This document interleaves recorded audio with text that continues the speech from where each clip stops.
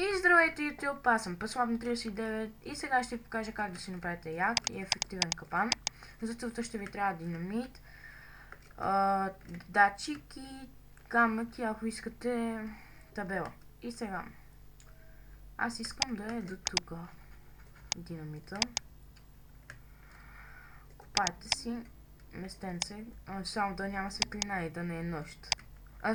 Да е сутрин, да е ден имам предвид, но когато правите този готин капан, да не е нощ.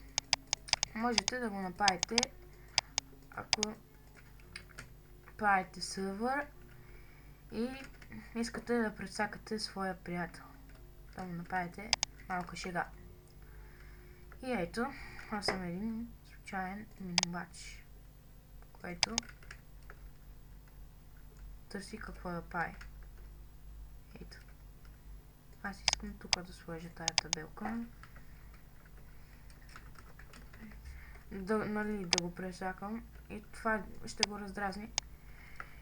И ще си помисли, какво става бе? И така се пресаква. И умира. И да, дами и господа, това беше. Дано ви е харесало.